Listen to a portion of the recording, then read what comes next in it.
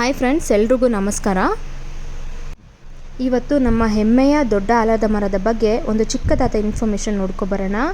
ಇದು ಭಾರತದಲ್ಲಿ ಅತ್ಯಂತ ದೊಡ್ಡದಾದ ಹಾಗೂ ಪುರಾತನ ಆಲದ ಮರಗಳಲ್ಲಿ 4ನೇ ಸ್ಥಾನ ಪಡೆದಿದೆ. ಹಾಗೂ ಕರ್ನಾಟಕದಲ್ಲಿ ಪ್ರಥಮ ಸ್ಥಾನ ಆಲದ ಮರ ಇದು ಬೆಂಗಳೂರಿನ ಕೇತುಹಳ್ಳಿಯಲ್ಲಿ ಕಂಡುಬರುತ್ತೆ. ಇದು ಸುಮಾರು 400 ವರ್ಷಗಳಿಗಿಂತಲೂ ಹಳೆಯದಾದ ಐತಿಹಾಸಿಕ ಮರವಾಗಿದೆ.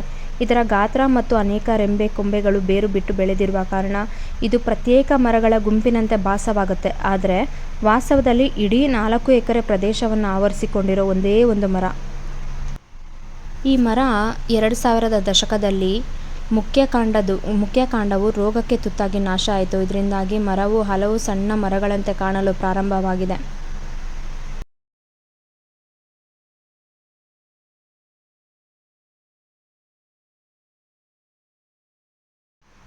ಈ ಮರವು 2000ರ ದಶಕದಲ್ಲಿ ಇದರ ಬೇರು ಹಾಗೂ ಕಾಂಡ ನೈಸರ್ಗಿಕ ರೋಗಕ್ಕೆ ತುತ್ತಾಗಿ ನಾಶ ಆಯಿತು. ಇದರಿಂದಾಗಿ ಈ ಮರ ಹಲವು ಸಣ್ಣ ಮರಗಳಂತೆ ಕಾಣಲು ಶುರುವಾಗಿದೆ.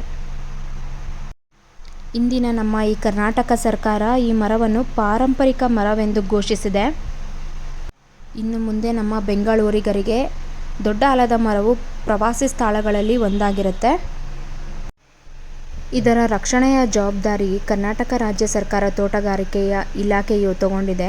ಆಲದ ಮರದ ಸಂರಕ್ಷಣೆಯ ಹೊಣೆ ವಹಿಸಿಕೊಂಡಿದ್ದು 4 ಎಕರೆ ಪ್ರದೇಶಕ್ಕೆ ಸುತ್ತ ಕಬ್ಬಿಣದ ಗ್ರಿಲ್ ಹಾಕಲಾಗಿದೆ. ಪ್ರವಾಸೋದ್ಯಮ ಇಲಾಖೆ ದೊಡ್ಡ ಆಲದ ಮರವನ್ನು ಪಾರಂಪರಿಕ ವೃಕ್ಷವೆಂದು ಘೋಷಿಸಿ ಇದನ್ನು ಪಾರಂಪರಿಕ ತಾಣವನ್ನಾಗಿ ಮಾಡಿ ಕೇಂದ್ರ ಸರ್ಕಾರ ಪ್ರದೇಶವನ್ನು ಸರ್ವತೋಮುಖ ಅಭಿವೃದ್ಧಿ ಪರಿಗಣಿಸಬೇಕೆಂದು ಶಿಫಾರಸು ಮಾಡಿದೆ. ಕುಡಿಯುವ ನೀರಿನ ವ್ಯವಸ್ಥೆ ಇದೆ. ಕೋತಿಗಳ ಕಾಟ ಜೋರಾಗಿಯೂ ಇದೆ. ಇನ್ನು ದೊಡ್ಡ ಆಲದ ಮರಕ್ಕೆ ಹೋಗ್ಬೋದಂದರೆ ಮೆಜೆಸ್ಟಿಕ್ಕಿಂದ ಮಾರ್ಕೆಟ್ ಇಂದನೂ ಬರ್ಬೋದು. ಹಾಗೆ ಬೆಂಗಳೂರು ಮೈಸೂರು ರಾಷ್ಟ್ರೀಯ ಹೆದ್ದಾರಿಯಿಂದ ಕೂಡ ಹೋಗ್ಬೋದು. ಇನ್ನು ಈ ಪ್ಲೇಸಲ್ಲಿ ಬೆಳಗ್ಗೆ 7 ಗಂಟೆಯಿಂದ ಸಂಜೆ 6 ಗಂಟೆವರೆಗೂ ಓಪನ್ ಇರುತ್ತೆ. ನಾವೆಲ್ಲ ಒಳಗಡೆ ಹೋಗಿ ಪರಿಸರ ಮತ್ತು ಹೇಗಿದೆ ಎಲ್ಲ ವೀಕ್ಷಣೆ ಮಾಡಿಕೊಂಡು ಬರ್ಬೋದು.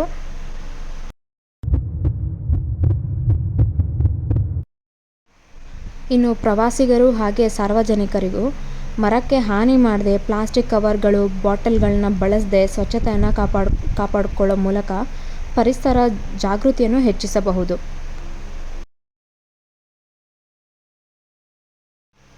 ಫ್ರೆಂಡ್ಸ್, ಈ ಮಾಹಿತಿ ನಿಮಗೆ ಇಷ್ಟ ಆಗಿದ್ದರೆ ಸಬ್ಸ್ಕ್ರೈಬ್ ಮಾಡಿ, ಹಾಗೆ ಲೈಕ್ ಮಾಡಿ, ಇದೇ ರೀತಿ ಸಪೋರ್ಟ್ ಮಾಡಿ, ಹಾಗೆ ಹೆಚ್ಚಿನ ನೋಟಿಫಿಕೇಷನ್ಗೆ ಬೆಲ್ ಐಕಾನ್ನ ಪ್ರೆಸ್ ಮಾಡಿ.